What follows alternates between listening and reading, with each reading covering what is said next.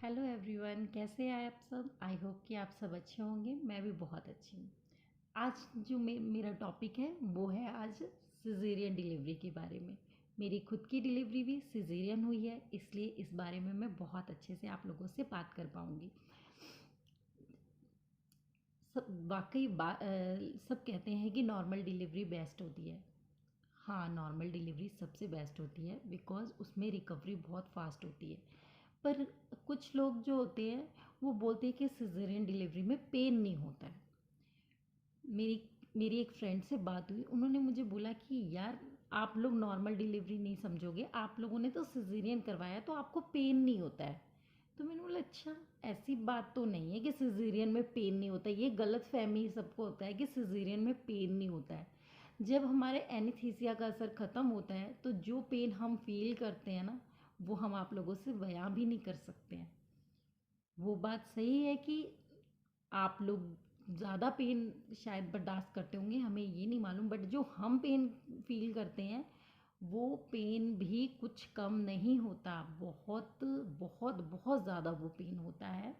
हमारी बॉडी इतनी ज़्यादा, मतलब इतनी ज़्यादा एक तो वीक हो जाती है, क्योंकि हमें कुछ खाना पीना कुछ नहीं देते हैं, ड्रिप लगाते हैं। मुझे नहीं लगता कि उस ड्रिप से भी हमारी बॉडी हाइड्रेट होती है।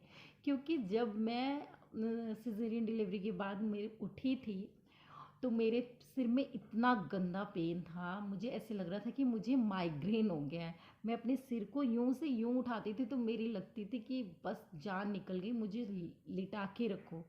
तो जब मैंने डॉक्टर से बात किया तो उन्होंने बोला बेटा, आप जितना ज़्यादा हो सके फ्लूइड लो, लिक्विड लो, उससे आपको ठीक हो जाएगा। इसके लिए कितना भी इंजेक्शन दे लें आपको कोई फ़र्क नहीं पड़ेगा, क्योंकि आपकी बॉडी में पानी की कमी हो गई है।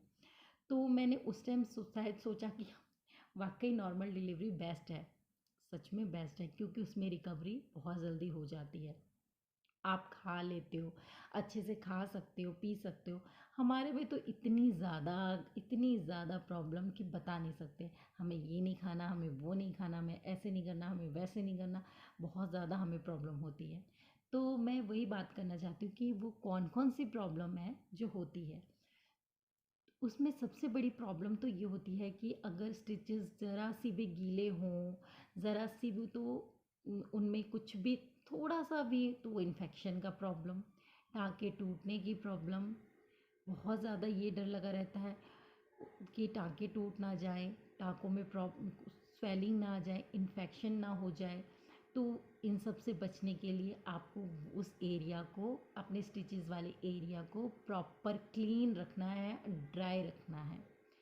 जो भी आपको एंटीबायोटिक दी गई, सेप्टिक एंटीसेप्टिक जो भी दी गई है, आपको उसको proper time time to time लगाते रहना है। दूसरा, हमें सबसे ज़्यादा लिक्विड डाइट लेनी है। जितना ज़्यादा हम लिक्विड फ्लूइड वगैरह जितना ज़्यादा लेंगे उतना अच्छा है। क्योंकि जब हमें इसमें कब्ज़ की प्रॉब्लम बहुत ज़्यादा हो जाती है। तो जब कब्ज़ की प्रॉब्लम हो जाएगी तो उसमें आपको पता है कि आप जब भी फ्रेश होने जाओगे आपके टाँकों पे ज़ोर पड़ेगा। इससे फिर क्या, इंटरनल टाँकों पे भी असर क्या पड़ता हम है। सीढ़ियाँ चढ़ सकते हैं हमारे सिजेरियन डिलीवरी के बाद? तो जी, अगर आप लोगों की स्टिचेस खुल चुके हैं, आप लोग थोड़ा अच्छा फील कर रहे हैं, तो 15-20 दिन बाद आप सीढ़ियाँ चढ़ और उतर सकते हैं। बट दिन में 1 या 2 बार। ये नहीं कि आपने ऊपर नीचे करना है, ऐसा नहीं करना है। सिजेरियन डिलीवरी के बाद नहा सकते हैं, तो हाँ, नहा सकते हैं। स्टिचेस खुलने के बाद डॉक्टर आपका चेकअप करता है, अगर उसे बिल्कुल सब कुछ अच्छा लगता है तो वो बोलता है कि आप नहा सकते हैं। तो नहाने के बाद ये होता है कि आप अपने टॉवल से उस स्टिचेस वाली जगह को प्रॉपर क्लीन कर दें, उसको ड्राई कर दें, कि उसके पास पानी या नमी नहीं रहना चाहिए। दूसरी बात कि खाने का परहेज। तो देखिए, रिकवरी के लिए हमें अच्छी डाइट लेनी पड़ती है।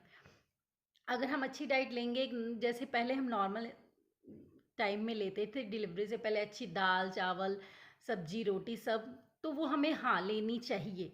पर तली मसालेदार सब्जियां वगैरह वो हमें कुछ टाइम तक नहीं लेनी चाहिए, बिकॉज इससे हमारे को कब्ज़ की प्रॉब्लम हो जाती है। अगर कब्ज़ की प्रॉब्लम होगी तो आपको आपको पेट साफ करने के लिए ज़ोर लगाना पड़ेगा। जो स्टिचेस पे ज़ोर पड़ेगा तो फिर स्टिचेस के टूटने के चांसेस होते हैं। क्योंकि अगर हमारे बाहरले स्टिचेस तो ठीक भी हो जाते हैं, पर इंटरनल जो स्टिचेस होती हैं उसमें टाइम लगता है, क्योंकि आप सबको पता है कि हमारे 7 लेयर्स को कट करने के बाद बेबी, हमारी बॉडी के 7 लेयर्स जो होते हैं उसको कट करने के बाद हमें बेबी मिलता है। तो जो अंदर की स्टिचेस होती हैं उनका ख्याल रखना पड़ता है, क्योंकि उनकी रिकवरी में हमें कम से कम 3 से 4 मंथ का टाइम लग जाता है। रही बात ट्रैवलिंग की, तो ट्रैवलिंग देखिए वो तो आप बॉडी पे डिपेंड करता है, किसी की बॉडी पहले रिकवर हो जाती है, किसी की बॉडी में टाइम लगता है। तो वो डॉक्टर आपको बताता है कि हाँ, आप चेकअप करने के बाद कि आप के अंदर की जो स्टिचेस हैं वो हील कर रहे हैं नहीं कर रहे हैं, कैसे है ना। तो वो आपके डॉक्टर पे वो आपकी बॉडी टू बॉडी भी करता है।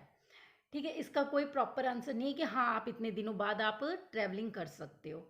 दूसरी बात ये होती है कि हमें थोड़ा सा ठंडा पानी वगैरह या कोल्ड ड्रिंक लेने से परहेज करना चाहिए, क्योंकि ठंडे से क्या है, कई बार गला खराब हो जाता है, नोज़ ब्लॉक हो जाती है, तो फिर क्या होता है कि खांसी वगैरह की प्रॉब्लम होती है और जिसमें ज़ोर लगता है तो फिर आपको पता है कि स्टिचेस पे उसका असर पड़ता है।